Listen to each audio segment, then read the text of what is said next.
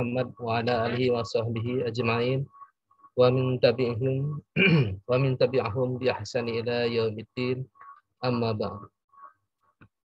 Rabbi shrah li sadri wa yassir li amri wahlul 'uqdatam min lisani yafqahu qawli. Baik teman-teman, alhamdulillah pada malam hari ini kita akan share tentang bagaimana kita mengenali personalitas customer. Jadi tidak hanya berbicara tentang needs dan want saja, tapi ini jauh lebih mendalam bagaimana kita mengetahui tentang personalitas atau kepribadian customer sehingga nanti kita bisa memberikan pendekatan yang sesuai dengan kepribadiannya. Nah, mungkin itu ya prolognya ya. Mohon izin, ini mungkin di sini yang hadir banyak yang para masta mungkin ya, suhu-suhu ya, mohon izin ya, senior ya. Baik, kita mulai ya.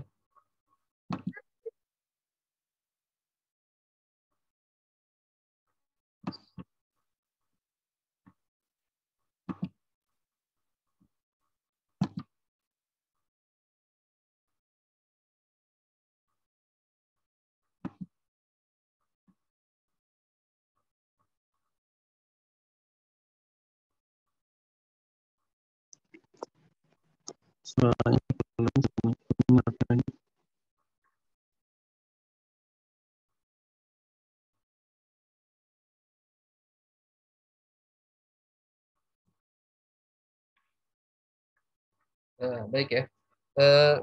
KYC ini sebetulnya materi basic ya, materi basic yang biasa dipergunakan untuk perbankan. Nah, kebetulan dulu saya pernah bekerja di perbankan dan ini merupakan materi basic ya.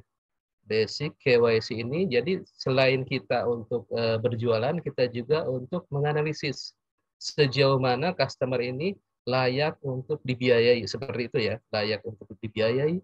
Jadi tidak hanya melihat tentang kemampuannya, tapi juga kemauannya. Artinya kemauan ini dalam hal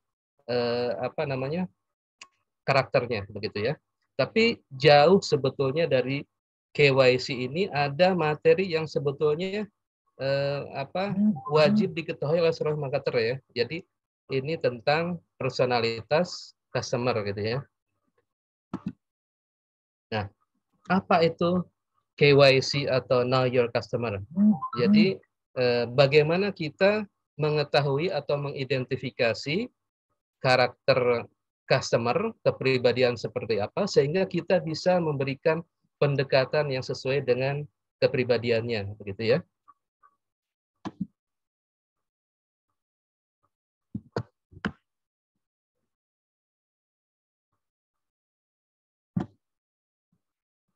Nah, ini ada 4 hal yang penting dalam penjualan. Yang pertama adalah penjualannya sendiri, yaitu suatu proses yang melibatkan calon pembeli kita secara emosional ya. Secara emosional. Kemudian yang kedua harus ada konektivitas atau hubungan secara emosional, baik produk Anda maupun Andanya, begitu ya. Jadi bagaimana supaya si customer ini secara emosional suka dengan Anda maupun suka dengan produk Anda, begitu. Nah, kemudian yang ketiga adalah personality. Nah, ini personality tiap orang itu berbeda-beda, begitu ya. Dan yang keempat adalah fulfill. Jadi you and your product must satisfy your customer gitu ya. Jadi Anda dan produk Anda itu harus memenuhi kebutuhan emosional si customer begitu. Nah, ini jika dipetakan ini personality ini ada 8 ya. Yang pertama itu tipe penggerak. Yang kedua tipe peresah. Yang ketiga tipe politikus ya. Yang keempat seniman. Yang kelima penggiat. Yang keenam insinyur.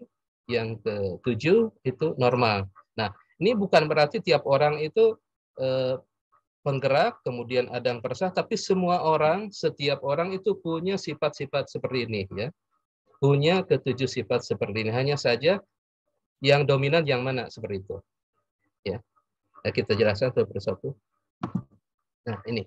Tipe penggerak ini biasanya gerakannya lincah, kemudian selalu tersenyum, hangat ya, akrab, selalu ingin akrab dalam hubungan, senang berbasa-basi, cenderung mengulangi kata-kata, kemudian menyetujui perkataan lawan bicara.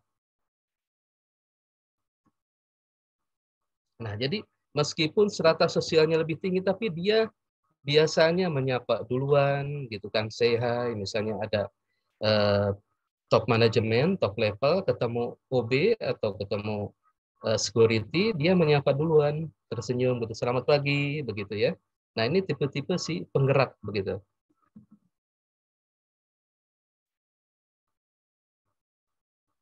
Kemudian juga dia biasanya pakaiannya tuh praktis ya, nggak ribet gitu.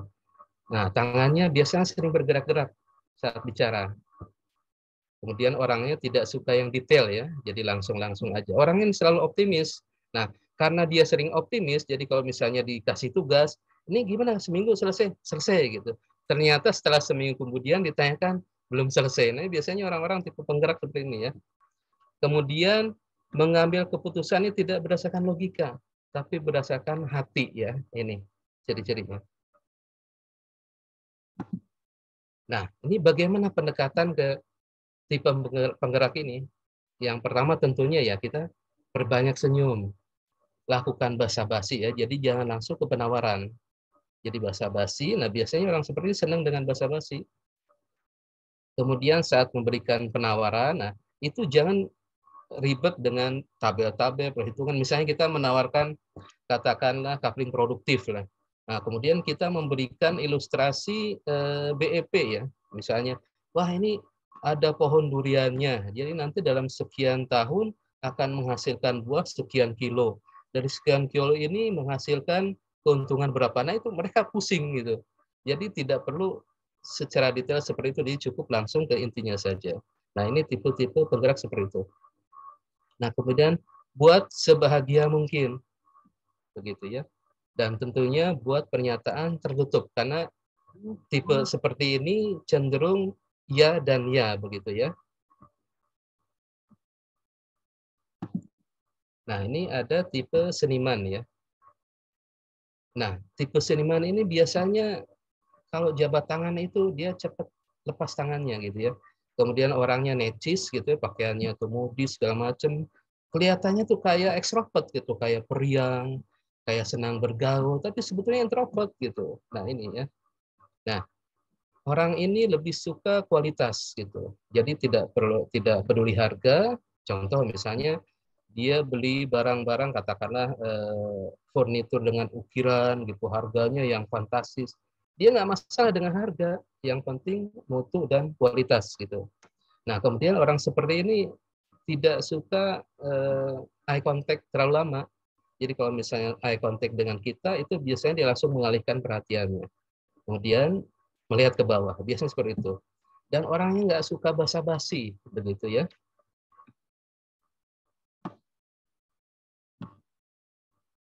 Nah, jika berpikir, maka dia berpikir secara mendalam.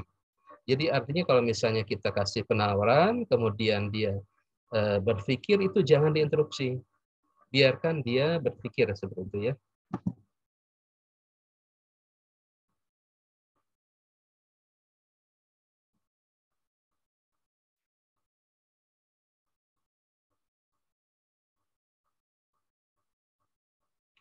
Oh, ini sebentar.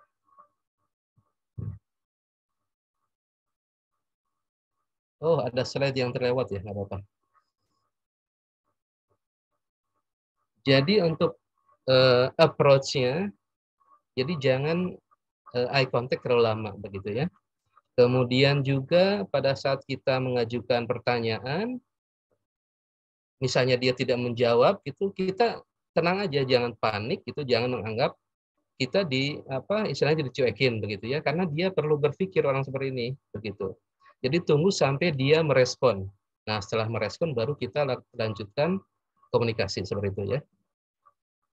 Nah, ini slide-nya rupanya ketinggalan.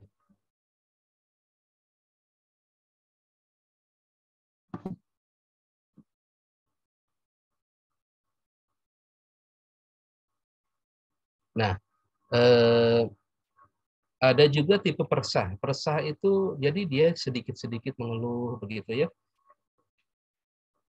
Nah, orang yang tipe persah ini jangan kita gunakan nada ceria. Misalnya pas begitu kita tawarkan produk itu terus dia kan merasa, wah ini jangan-jangan penipuan, atau wah ini jangan-jangan properti bodong gitu.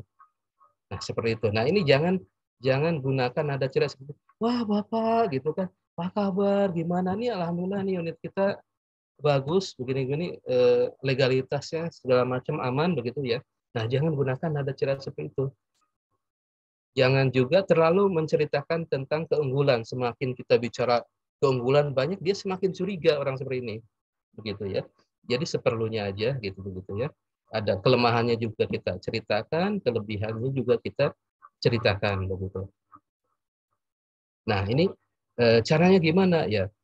Ceritakan saja misalnya, ya memang betul Pak, saat ini memang properti banyak sekali penipuan segala macam, tapi alhamdulillah kalau kita legalitasnya lengkap gitu gitu, sudah pecah bidang, bahkan unit ini sudah dibangun Pak, jadi Bapak tinggal bawa koper aja begitu ya.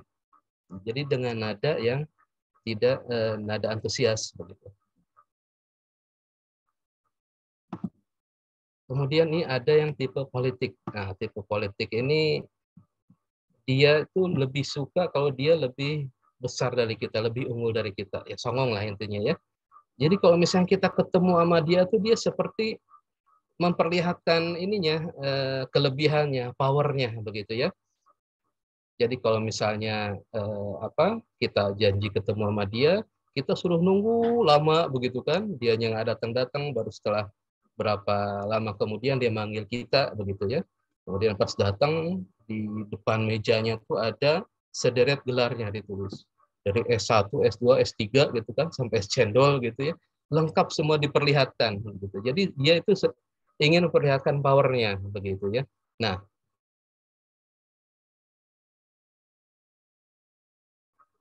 kemudian suka dikabumi gitu ya.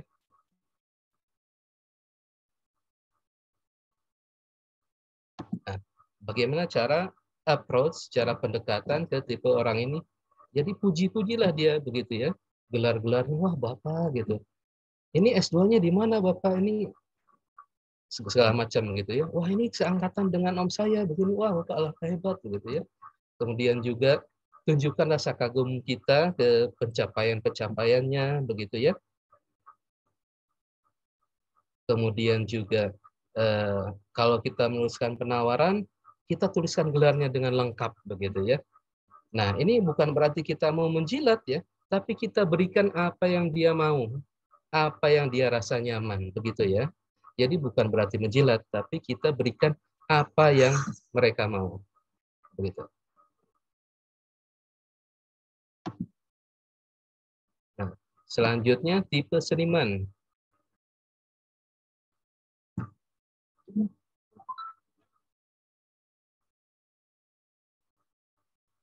Nah, ini tipe seniman tadi dia pada saat berjabat tangan tadi dia cepat lepas ya, cepat dilepaskan tangan kita. Kemudian orangnya tuh pakaiannya necis, modis ya. Jadi kelihatannya tuh bergaul, ekstrovert, ramah begitu, tapi sebetulnya dia introvert ya. Kemudian dia juga suka barang-barang yang bermutu tadi tadi seperti dijelaskan ya. Gitu. Kemudian dia tidak terlalu suka eye contact, tidak suka basa-basi, begitu. Nah, jika dia berpikir, maka dia berpikir secara mandiri, secara mendalam. Nah, bagaimana pendekatan ke tipe seniman ini? Kita hindari kontak mata yang terlalu lama ya. Jadi orang ini nggak nyaman. Kemudian jangan so akrab, jangan kepo, jangan tanya-tanya masalah keluarganya. Kemudian karena orang ini sangat private, sangat menjaga privasinya, dia nggak suka ditanya-tanya, gitu-gitu ya. Nah, kemudian kalau misalnya kita bertanya, nah responnya diam, nah kita jangan panik, tenang aja. Nah itu dia sedang berpikir ya, jangan diinterupsi pada saat dia mempertimbangkan suatu.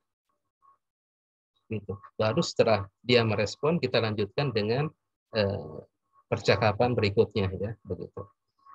Nah, kemudian juga kalau misalnya kita membuat penawaran, itu perbanyak gambar dan warna-warni, kurangi tulisan, ya, karena orang ini suka dengan hal-hal seperti ini, ya. Nah, ini ada lagi tipe insinyur. Tipe insinyur ini dia orangnya detail, rinci. Segala sesuatu itu direncanakan. Jadi dia punya agenda. Hari ini mau ngapain, kemudian dalam seminggu itu mau ngapain aja, suka baca, begitu ya, kelihatan gitu ya. Kemudian suka menganalisa, suka mencari pemecahan masalah, begitu. Nah, pendekatan ke tipe ini, jadi kita kalau misalnya ketemu sama orang seperti ini, itu harus janjian dulu. Jangan tiba-tiba kita nongol di kantornya. Ini dia pasti nggak bakalan suka gitu ya. Kalau dia udah nggak suka, ya, kemudian kemungkinan closingnya itu kecil begitu. Potensi untuk closingnya menjadi rendah, ya. Jadi biasakan buat appointment dulu, termasuk Anda menelpon. Menelpon pun izin dulu gitu kan. Jadi cari waktu dia yang senggang atau dia merasa nyaman ditelepon dengan Anda, begitu. Dan kalau bicara Anda harus ada fakta-faktanya, begitu. Jangan asal bluff, tapi ada fakta-faktanya. Kemudian kalau dia menjawab, kita harus mampu menjawab secara detail. Nah, kalau kita nggak bisa detail, maka dia akan meragukan kapasitas kita dan akhirnya nggak yakin dan nggak beli produk kita, gitu ya. Nah, ini kalau bila perlu kita bawa bukunya. Ini kan untuk biar satu frekuensi intinya ya, karena dia tipikal seperti ini suka buku, maka Anda bawa buku teknikal yang mendukung produk Anda, begitu ya. Ini saya bicara general ya, untuk properti nanti disesuaikan saja. Nah, ini ada lagi tipe penggiat ya. Tipe penggiat ini biasanya suka barang-barang imitasi, misalnya jam tangan yang harganya ratusan juta, dia beli cukup jutaan ya. Saya pernah lihat waktu itu ada yang seperti itu, produk-produk seperti itu. Harga ratusan juta, ternyata ada yang imitasinya harga jutaan. Begitu. Dan itu mirip banget, susah dibandingkan, begitu ya. Untuk orang-orang ini kualitas tidak penting, yang penting harga, yang penting murah, begitu ya. Nah, kalau bertemu dengan orang seperti ini, maka Anda langsung bicara harga ya, teman-teman, bicara harga. Dia nggak peduli dengan fitur segala macam, yang jelas dia pengennya murah, begitu ya. Nah, Anda bisa lengkapi misalnya dengan menjelaskan diskonnya, promonya, kemudian hadiah-hadiahnya, misalnya ini ada mug cantik, ada payung, ada misalnya travel, begitu ya, ada tiket hotel segala macam. Nah, ini orangnya akan suka gitu. Jadi tidak perlu berbicara dengan mutu, kualitas, dengan fitur-fitur gitu, tapi dia lebih suka ke harga, begitu. Nah, ini yang tipe normal. Tipe normal ini dia selalu menyesuaikan diri, tidak tampil mencolok, begitu ya. Jadi dia selalu berubah-ubah. Nah, orangnya sulit diidentifikasi, begitu.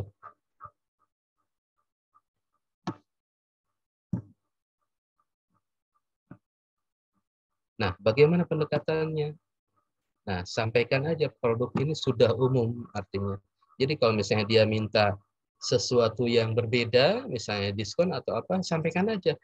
Bapak ini kalau misalnya Bapak minta produknya ditambah ini itu, misalnya ditambah kanopi, nanti beda dengan yang lain, meskipun itu menguntungkan, begitu ya. Tapi untuk orang-orang seperti ini dia tidak mau mencolok, begitu.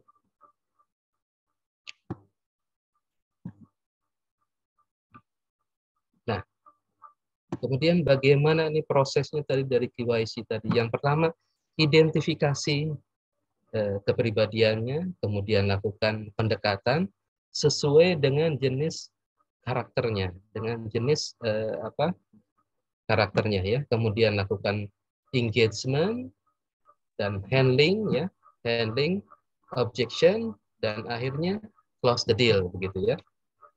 Begitu.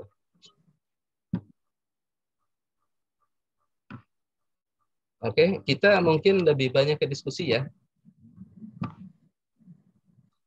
Silahkan kalau ada ditanyakan.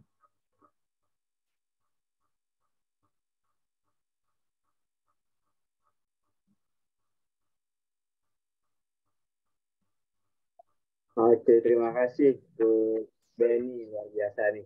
Jadi ternyata memang dari materi yang Gus Denny sampaikan tadi ada tipe-tipe yang memang harus kita ketahui karakteristik umumnya begitu ya Gus Denny. Jadi itu yang menjadi referensi kita dalam membangun komunikasi. Kita sesuaikan dengan tipe-tipe. Berarti sebelum kita sesuaikan dengan tipenya, kita harus paham dulu beliau itu tipe yang mana berarti ya, Gus Denny. Betul, betul. Oke, siap, menarik nih ya teman-teman. Nah ini ya sudah ada banyak komentar nih, coba kita buka dulu nih di apa namanya di chat. Tadi ada yang raise hand kah tadi? Boleh buat teman-teman yang ingin open mic langsung juga boleh. Oke. Suaranya aman ya teman-teman? Suara Kusdini dan suara saya aman ya? Oke. Nah ini ada dari Pak Ahmad ya. Bagaimana mengatasi komunikasi yang efektif untuk diarahkan closing mungkin maksudnya ini ya. Iya. Oke. Dari Pak Ahmad ya. Ya. Betul, betul. Jadi yang saya jelaskan di sini Pak Ahmad ini kalau kita head to head ya, head to head artinya sudah ada percakapan sebelumnya begitu ya. Misalnya kalau sekarang ini kan mulai WhatsApp begitu ya, gitu. Jadi dalam komunikasi kita beberapa kali percakapan itu bisa kelihatan dengan tanda-tanda seperti tadi begitu ya. Nah, kemudian kita berikan treatment, berikan pendekatan sesuai dengan karakternya begitu Pak ya. Dan selanjutnya kita lakukan engagement dan kepenawaran begitu ya, gali profiling segala macam, kemudian engagement dan akhirnya kita giring ke penawaran kita seperti itu ya. Jadi ini yang saya bahas ini pada saat head to head ketemu orangnya begitu ya. Nah, kalau misalnya ternyata ada kendalanya di WhatsApp ya silahkan ditanyakan juga boleh di sini ya. Misalnya ini saya belum ini nih belum ketemu orangnya, gimana saya mau tahu bentuk orangnya, suaranya bagaimana, karakternya bagaimana misalnya gitu ya. Nah silahkan ditanyakan ya. Jadi ini saya berbicara lebih ke penjelasan ini lebih ke head to head ketemu dengan orangnya begitu ya. Siap, terima kasih. Ini ada pertanyaan dari Pak Adi sama Pak Rudiantoro nih, hampir sama. Bagaimana mengetahui atau mengidentifikasi konsumen itu sesuai dengan tipe yang mana begitu? Nah, karena baru ini pertama ketemu misalkan seperti itu. Cara cepatnya gimana nih Pak Dedi? dijelaskan ya, sudah dijawab di pertanyaan sebelumnya. Jadi dalam beberapa percakapan sebetulnya kita sudah bisa mengetahui ini tipe seperti apa. Nah, tentunya ini di sini teman-teman juga harus hafal ketujuh ini ya. Nggak mungkin kita pas ketemu buka catatan dulu begitu ya. Jadi tentunya harus tahu dulu begitu ya karakternya harus hafal sehingga nanti pada saat ketemu orangnya kita udah tahu. Oh, ini tipe seperti ini. Jadi kita tahu treatment apa yang harus kita lakukan ya. Harus kita berikan ke customer tadi, ke calon customer kita tadi deh. Begitu. Jadi kita harus hafal dulu tadi yang ketujuh tadi ya.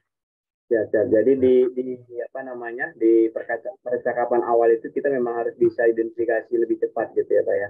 Betul, Dan betul. juga kalau menghandling itu memang juga merasakan perbedaan karakter konsumen itu Pak Denny. Ada yang konsumen ketika kita ajak ngobrol 1-2 pertanyaan, habis itu langsung cair gitu ya. Betul. Itu Iya. sudah ada identifikasi itu Iya. kaitan dengan karakter konsumennya. Tapi ada juga yang dia diam, kita coba apa pun, ternyata belum langsung interaktif begitu ya.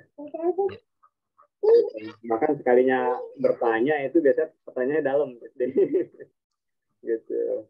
Silakan buat teman-teman yang lain mungkin ada yang ingin ditanyakan kembali mengenai bagaimana cara kita mengetahui untuk kita memperbaiki Coach Denny biasanya strateginya seperti apa. Kadang-kadang kan biasanya waduh saya salah ngomong nih gitu. Kira-kira biasanya Pak Denny kalau dalam kondisi seperti itu langkah yang dilakukan apa? Yang jelas keep in touch, jaga hubungan dengan customer ya, baik teman-teman sebelum bertemu maupun setelah bertemu begitu. Jadi tetap hubungan kita, komunikasi kita jangan terputus gitu. Nah, kalau misalnya di WA jangan sampai percakapan terputus di kita. Jadi artinya apa? Supaya menghidupkan komunikasi di chat WA gitu, kita berikan pertanyaan atau apapun lah supaya memancing percakapan menjadi aktif begitu. Misalnya, Pak, ini bagaimana setelah kita jelasin benefitnya, udah selesai. Ya udah berhenti di Anda berarti. Tapi Anda tanyakan misalnya, Ibu maunya tipe apa? Misalnya satu lantai atau dua lantai begitu. Jadi untuk menghidupkan percakapan Anda berikan pertanyaan begitu, tanya balik seperti itu ya. Nah, kalau misalnya udah ketemu pun begitu, Anda coba komunikasi tentunya dengan WA kalau zaman sekarang ya. WA, kadang-kadang orang juga kalau misalnya kita langsung telepon juga tidak merasa nyaman begitu. Kecuali kalau misalnya Anda betul-betul hubungan sudah cair begitu ya. Tapi kalau misalnya Anda belum pernah ketemu sama sekali, kemudian Anda tiba-tiba telepon, itu untuk tipe-tipe tertentu dia merasa sangat nyaman begitu. Apalagi tipe seperti tadi itu yang engineer, kemudian yang tadi insinyur ya, ada beberapa tipe itu yang dia kalau misalnya telepon atau bertemu dia harus bikin appointment dulu begitu. Nah, bisa Anda bayangkan misalnya Anda teman-teman sedang sibuk nih, lagi ada kerjaan gitu ya. Tiba-tiba ada telepon masuk, nggak ada namanya, nomor doang. Pas diangkat penawaran, gimana tuh? Rasanya pengen dilempar tuh HP. Ya seperti itulah. Jadi Ya. betul. Jadi Anda di sini, jadi teman-teman di sini memposisikan diri sebagai customer begitu. Jadi Anda kalau jadi customer seperti apa begitu. Jadi jangan sampai Anda gara-gara Anda target nih, wah ini saya harus dapat nih datanya semuanya. Terus Anda langsung tiba-tiba telepon. Anda tetap izin dulu begitu ya. Kalaupun keterpaksaan, Anda tetap WA dahulu sampai dia dibaca. Contoh yang dulu misalnya misalnya Pak Fauzi, mohon izin saya telepon ya Pak, begitu ya. Begitu langsung. Nah, setelah contoh yang dulu Anda telepon boleh lah, setidaknya ada WA dulu. Jadi jangan-jangan ujung-ujung Anda telepon begitu ya. Nah, nanti si customer-nya merasa nggak nyaman begitu ya. Jadi ada banyak cara sebetulnya membuat customer kita merasa nyaman ya. Saya dengan kita. Gitu. Izin bertanya, Ya, Pak silakan, Denny. silakan. Ya. Assalamualaikum warahmatullahi wabarakatuh. Waalaikumsalam warahmatullahi wabarakatuh. Alhamdulillah, salam kenal Pak Denny. Rekan-rekan sekalian, saya Faris Aziz dari Surabaya. Kami dari Agensi Properti Islami di Surabaya dan Jawa Timur, insya Allah. Alhamdulillah. Alhamdulillah. Ya, izin bertanya, mohon maaf saya tidak open cam ya, mohon maaf sekali. Silakan, ya, nggak apa-apa. Ya, baik. Alhamdulillah. Jadi begini Pak Denny, yang ingin saya tanyakan adalah seperti yang Pak Denny sampaikan tadi mengenai sebuah habit baru ya, di mana customer ini mayoritas lebih nyaman dengan WA gitu, komunikasinya dengan WA. Betul. Kemudian ya. seringkali komunikasi awal ya betul. Ya betul. Kemudian kami berupaya untuk menjalin approach, kemudian menjalin engage ya dengan mereka. Namun seringkali yang terjadi adalah mereka tidak malah open dari situ, tidak lebih terbuka di saat kita mulai mendalam, menggali dan meminta informasi begitu. Kemudian akhirnya kami putuskan, kami memprofiling siapa sih customer kami itu dengan spesifik sekali. Alhamdulillah ditemukan sampai dengan hampir 40 ciri-ciri gitu ya. Di situ akhirnya mengerucut. Ya mungkin ini ikhtiar dan doa kami ya dengan memprofiling itu, harapannya mudah-mudahan Allah mengirimkan customer yang sesuai dengan profiling kami begitu. Makanya dari situ alhamdulillah lebih mudah. Nah, di sini yang perlu saya tanyakan adalah jika ada terjadi sebuah engage yang tidak terjalin dengan baik itu, apa yang harus kita lakukan? Itu Pak Denny. Supaya hubungan itu bisa terjalin istilahnya bukan begitu ya. short term tapi bisa long term ya, insya Allah. Betul, betul, Jadi ada betul. ikatan yang Ya. lama gitu ya. Makasih Pak Denny, terima kasih. Baik, saya langsung jawab ya Pak ya.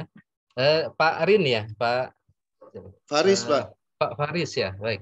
Pak Faris. Pak Faris. Jadi begini, pada saat kita memfollow up customer gitu, kalau misalnya pas begitu kita WA, contoh nih, misalnya cuma di-read aja begitu ya, terus nggak jawab-jawab. Nah, kita yang pertama kita lakukan yaitu positive thinking. Jadi kita jangan langsung menjudge, wah ini customer ini mungkin cuma iseng atau apa begitu ya. Nah, bisa jadi customer tadi dalam keadaan tidak memungkinkan menjawab komunikasi kita ya, baik melalui chat atau apapun begitu.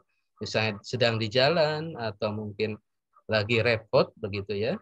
Gitu. Yeah. Jadi tetap kita WA begitu ya, tapi keesokan harinya kita say hi, kemudian tapi juga tidak melulu menanyakan penawaran kita, produk kita, tapi juga lebih ke misalnya kita memperlihatkan progres proyeknya. Wah, ini sudah dalam tahap pembangunan sekian persen misalnya kan. Yeah. Kemudian habis itu udah jangan terlalu banyak juga chatnya. Barangkali mungkin beliau ini tidak merasa nyaman begitu ya dengan banyak chat dari kita. Nah, baru besok harinya begitu ya kita chat lagi, kita sharekan tentang misalnya side plan atau unit yang terbooking berapa begitu ya. Ya ini untuk memancing beliau gitu. Jadi intinya jangan ke penawaran, jangan tanya, Pak kapan ini mau booking, Pak ini gimana dan Pak, ya itu kesal pas itu customer ini saya belum tahu produknya itu udah ya gimana begitu ya. Jadi artinya customer itu selain harus match gitu, harus puas secara emosional dengan produknya juga dengan marketingnya begitu ya. Nah kalau misalnya dia puas dengan produknya tapi tidak dengan marketingnya, bisa jadi dia beli tapi dengan marketing yang lain. Nah kalau misalnya udah nggak cocok sama marketingnya sama sekali, ya itu nggak akan terjadi closing begitu, karena kan biasanya pembelian itu terjadi 80% karena emosional begitu Pak. Nah, bagaimana kalau misalnya setelah 3 hari juga nggak ada respon begitu ya, nah, lakukan biasanya 1, 2, 3 itu langsung lompat seminggu kemudian begitu ya, atau dijarakin setelah 5 hari tetap say hi, Pak ini saya infokan ya kalau misalnya silahkan nanti dipelajari setelah Bapak senggang gitu, kita share begitu ya. Nah nanti setelah beberapa hari kemudian kita share lagi gitu ya. Barangkali mungkin beliau ini betul-betul sibuk orangnya begitu ya. Ataupun misalnya memang saat itu belum butuh tapi baru tanya-tanya misal begitu. Tapi karena kalau misalnya teman-teman, kalau kita gitu misalnya menghandle seperti itu, mentreatment seperti itu, menjaga gitu, tetap chat meskipun nggak dibalas-balas, maka nanti yang diingat nama kita. Karena kita yang mengedukasi pertama kali, yang diingat pas begitu, kan tadinya baru nanya-nanya nih, wah kebetulan kita ada duitnya, ingat, wah ini nih katanya, si Denny nih katanya ini marketing ini, langsung dia menghubungi begitu biasanya. Jadi jangan sampai kita dapat leads, apalagi dapat leadsnya dari berbayar ya. Kemudian setelah beberapa kali kita follow up, kita give up, kita menganggap, wah ini iseng doang ini kayaknya cuma nanya-nanya doang, terus nggak berdaya beli. Terus kita perlakukan seperti itu, bayangkan. 1 leads misalnya kita dapatkan dari ads itu katakanlah 30.000. Kemudian Anda men-treatment-nya dengan cara seperti itu, ke 100 lead. Berapa kerugian yang kita keluarkan kan? 30.000 kali 100, 3 juta. Gitu. Leads ini harta karun, jadi meskipun responnya seburuk apapun tetap kita jaga begitu ya. Mungkin tidak membeli sekarang, bisa jadi nanti membeli pada saat dia butuh atau pada saat dia siap secara keuangan begitu. Gitu. Mungkin itu. Ya, makasih. Oke, terima kasih Kang Faris. Dari Malangnya juga ada pertanyaan mungkin berkaitan juga dengan pertanyaan sebelumnya. Memposisikan diri sebagai marketing, antara sebagai marketing dengan konsultan itu lebih efektif mana di mata konsumen? Terus Denny, jadi saya konsultan properti misalkan, atau kita memperasakan diri sebagai tim in-house misalkan. Jadi pola kita memperkenalkan diri, terus Denny. Boleh diulang, Kak Fuji, agak putus-putus tadi suaranya. Oke, jadi ini ada pertanyaan bagaimana misalkan memposisikan diri sebagai marketing dengan konsultan. Ini maksudnya kalau misalkan kita memperkenalkan diri, oh saya marketing Flipro misalkan. Betul. Atau kan dengan kita memperkenalkan diri, oh ya saya konsultan properti dari Flipro misalkan. Seperti itu. Di mata konsumen itu lebih nyaman yang mana, Coach Ben? Oh iya. Oh tentu. Apa namanya? Perkenalan itu menjadi suatu hal yang wajib ya. Jadi kita sebagai marketing juga harus memperkenalkan di awal tentunya. Misalnya pada saat chat masuk nih, kita sapa dulu misalnya, Assalamualaikum warahmatullahi wabarakatuh. Terima kasih Ibu Fulan atau Bapak Fulan sudah submit peminatan perumahan kita atau sudah merespon iklan kami perumahan ABC Residen misalnya. Perkenalkan saya Denny dari Flipro misalnya begitu, dari bagian marketing gitu. Mohon izin saya menjelaskan produk atau apa. Tetap itu perkenalan itu wajib disampaikan begitu. Bahkan pada saat percakapan itu sering diulang-ulang. Misalnya, oh boleh Denny bantu atau apa begitu, minimal 3 kali begitu. Ini tujuannya apa? Jadi supaya nama kita ya nancep gitu, diingat customer begitu. Jadi jangan sampai pada saat dia survei ditanya developernya, marketingnya siapa? Lupa ya siapa ya, Budi atau Iwan atau siapa begitu ya. Jadi ya repot. Kemudian si caboynya tadi juga misalnya surveinya mandiri, nggak lapor ke Anda dulu gitu.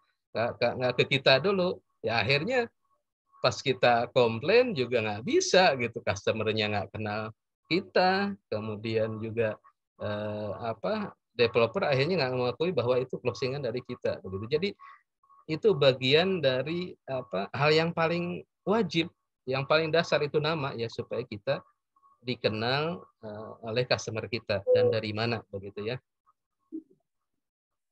Begitu kira-kira. Oke, siap. Terima kasih Coach Denny. Terjawab ya Pak Arif. Ada lagi teman-teman yang ingin bertanya? Sudah ada beberapa pertanyaan tadi, Masya Allah. Alhamdulillah ya teman-teman. Mudah-mudahan kita bisa dapat insight dari Coach Denny. Tadi ada yang sempat nanya, Coach, termasuk dari Kang Farid. Kalau misalkan tidak sengaja terlanjur engagement yang kurang pas, misalkan salah ngomong, salah ucap, bisa begitu ya, Coach Denny. Baik itu katakanlah mungkin di WA atau pas ketemu, itu baiknya bagaimana? Apakah sebaiknya nomor itu kemudian kita limpahkan ke tim yang lain untuk coba bangun pendekatan ulang, ataukah memang kita tetap bersabar nunggu jeda dulu beberapa hari kemudian kita hubungi lagi gitu. Karena kan database-nya kan ini aset gitu. Ya. Bagaimana? Yang pertama sih tentunya kita lanjutkan komunikasi ya, meskipun kita katakanlah salah atau misalnya nggak sempat chat dia, misalnya saking chat kita banyak, katakanlah dia nanya baru dijawab 3 hari misal gitu, ada yang miss, ya sampaikan aja, Bapak mohon maaf banget itu chatnya baru saya respon, ini chatnya terdorong ke bawah, atau sampaikan aja alasannya seperti itu. Itu jadi bangun lagi. Jadi jangan sampai misalnya sudah terbangun engage dengan teman-teman, kemudian karena suatu hal begitu ya, dia merasa nggak nyaman, ya kita perbaiki hubungannya. Itu lebih baik daripada misalnya kita limpahkan ke tim yang lain, nah kemudian cara treatmentnya beda gitu, nanti bisa jadi butuh waktu begitu supaya terjalin komunikasi yang baik. Jadi sebaiknya dilanjutkan Pak begitu. Oke, silahkan.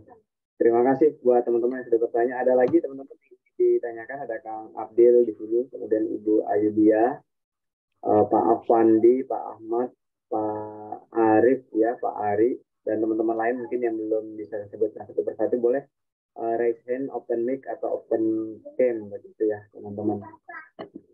Kalau tidak ada pertanyaan, masih ada pertanyaan teman-teman?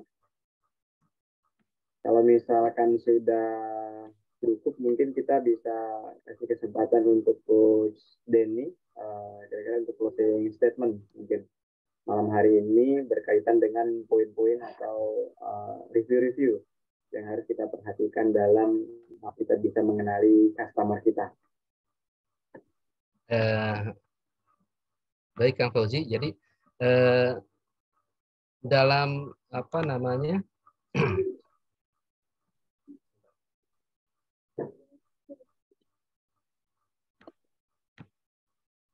nggak bisa ditutup kenapa ya?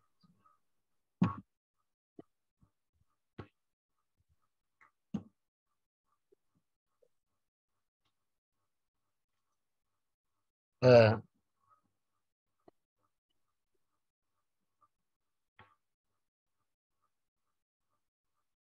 sebentar.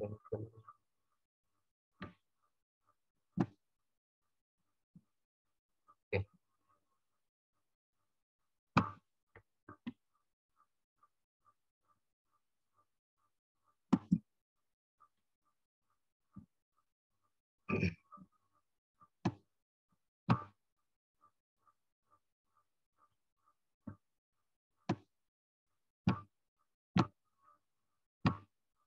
Baik teman-teman ya.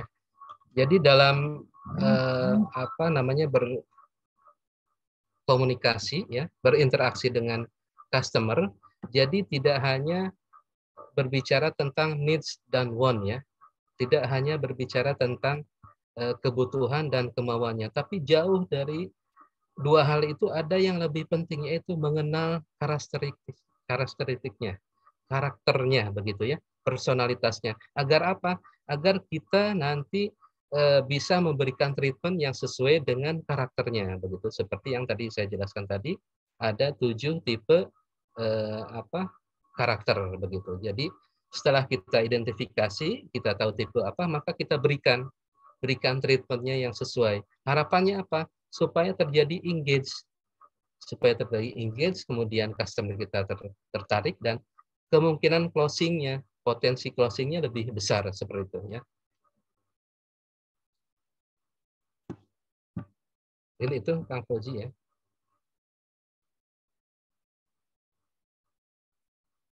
Oh, nggak ada suara. Ke-mute ternyata ya. Terima kasih buat Mas Denny atas waktunya malam hari ini. Saya tahu persis hari ini beliau sebenarnya ada acara keluarga ya teman-teman. Jadi alhamdulillah beliau masih menyempatkan untuk berbagi ya teman-teman bersama kita pada malam hari ini. Tentunya kalau misalkan teman-teman masih ingin mengupas lebih dalam tentang bagaimana strategi atau cara yang lebih efektif ya dalam kita bisa mengenal lebih dalam customer kita, mungkin kita bisa akan undang Coach Denny di kesempatan berikutnya ya teman-teman. Dan tentunya teman-teman juga boleh ngasih saran kontak ke admin mengenai tema-tema yang bisa kita bahas di hari Rabu depan, begitu ya teman-teman. Karena acara ini adalah acara ya teman-teman yang kita selenggarakan di setiap Rabu malam. Nah buat teman-teman mungkin yang baru pertama hadir di acara ngopi ini, ngobrol properti, ini adalah acara rutin kita ya teman-teman. Jadi buat teman-teman bisa juga banyak mendapatkan program-program begitu ya teman-teman. Nah, ini salah satu proyek yang sangat simpel, yaitu proyek peliperan. Ya, kita dengan tanah yang cukup kecil, caranya simpel, bisnis prosesnya mudah, sangat agile banget, dan bisa diterapkan oleh teman-teman. Nah, buat teman-teman yang pengen ikutan bagaimana caranya peliperan yang mudah, simpel, dan bisa dilakukan oleh pemula, yuk ikut kelas kita di kelas webinar kita di sini. Nanti kita akan ajarkan step by step-nya bagaimana memulai bisnis peliperan. Oke, buat teman-teman yang ingin saat ini mungkin belajar berbisnis properti, praktek langsung ya tentunya buka proyek di bisnis properti, tetapi dengan cara dan hal yang terukur, boleh banget ikut di e-course kami begitu ya teman-teman. Kami kebetulan memfasilitasi buat teman-teman yang ingin belajar ya, investasinya juga ekonomis ya teman-teman, materinya juga lengkap ya, mulai dari kesalahan-kesalahan berbisnis properti ya, dengan konsep dasar, kunci sukses ya, bisnis model yang teman-teman bisa lakukan sendiri begitu ya teman-teman, dengan cara yang teratur dan terukur. Investasinya hanya kurang dari 200.000, teman-teman sudah bisa mendapatkan mentoring 1 kali pertemuan ya teman-teman. Kemudian juga mendapatkan e-course belasan video, terus berbagai rekaman-rekaman eksklusif lainnya ya teman-teman. Kemudian teman-teman juga bisa subscribe YouTube-nya Coach Wildan. Biasanya beliau rutin ya teman-teman untuk mengupdate atau maksud berbagi ya tentang seputar bisnis properti, mulai dari aspek marketing, FS ya, sampai dengan hal-hal lain yang berkaitan dengan bisnis proses di properti. Kemudian kita juga insya Allah di tahun depan teman-teman kita akan selenggarakan kelas Master Flipro, sudah batch ke 17 ya teman-teman. Jadi sepanjang 2021 dan 2022 ini alhamdulillah sudah ada 17 batch ya teman-teman yang kita selenggarakan. Nah ini kita batch 17 ini akan kita laksanakan di tanggal 28 sampai dengan 30 Januari ya teman-teman. Jadi pertemuan pertama nanti kita akan bahas mengenai materi cara mencari lahan yang fordil ya atau kerjasama, survei lahan, bisnis plan, konsepsi akad, studi kelayakan dan lain-lain ya teman-teman. Di pertemuan kedua nanti kita akan belajar tentang seni negosiasi dan akuisisi lahan, plus juga pemasaran ya teman-teman ala Flipro. Kemudian di pertemuan ketiga tanggal 20 ini masih jadwal November ya teman-teman. Jadi di pertemuan ketiga nanti kita akan belajar tentang sistem keuangan, cash flow, manajemen produksi, verifikasi dan wawancara. Pertemuannya kita laksanakan di bulan Januari ya teman-teman, dan nanti teman-teman akan banyak mendapatkan benefit-benefit. Salah satunya adalah benefit yang menarik adalah konsultasi project. Jadi teman-teman sebelum buka project boleh konsultasi ke kami begitu ya teman-teman, supaya tidak salah dalam mengakuisisi lahan. Nah ini investasinya juga sangat murah ya teman-teman, dibandingkan mungkin teman-teman mengikuti berbagai program-program lain mungkin investasinya jauh lebih mahal gitu ya teman-teman. Tapi ini sengaja kita ya buat ringkas materinya, lengkap, padat begitu ya, supaya teman-teman juga lebih mudah dalam mencerna. Investasinya kurang dari 2 juta teman-teman, hanya 1.950.000 buat teman-teman yang ingin ikut offline, dan buat teman-teman yang ingin ikut online itu lebih murah juga ya, 1.750.000 teman-teman. Ini bisa dicicil juga. Jadi semua materi ini nanti akan kita bahas di kelas master, termasuk mengenai marketing gitu ya teman-teman. Jadi kapan lagi mudah-mudahan kita bisa ketemu di batch ke-17 ini ya teman-teman di tahun depan. Jadi teman-teman bisa persiapan dari sekarang mumpung masih bulan Desember. Insya Allah nanti kita bisa sama-sama buka proyek Flipran bareng. Itu saja mungkin teman-teman yang bisa saya sampaikan pada malam hari ini. Terima kasih untuk Coach Denny, founder dari Almeta Realty, sudah berkenan berbagi pada malam hari ini. Mudah-mudahan ilmu-ilmu, materi-materi, sharing-sharing dari Coach Denny menjadi amal ibadah ya, dan diberikan pahala yang berlipat ya teman-teman. Dan mudah-mudahan buat teman-teman peserta juga mendapatkan ilmu yang bermanfaat, dan sampai ketemu di pertemuan berikutnya di hari Rabu malam. Kita tutup dengan sama-sama membaca hamdalah. Alhamdulillahirabbil alamin. Kita sama-sama istighfar. Astagfirullah. Dan doa penutup majelis. Subhanakallahumma bihamdika. Terima kasih. Assalamualaikum warahmatullahi wabarakatuh. Waalaikumsalam. Terima kasih, Coach.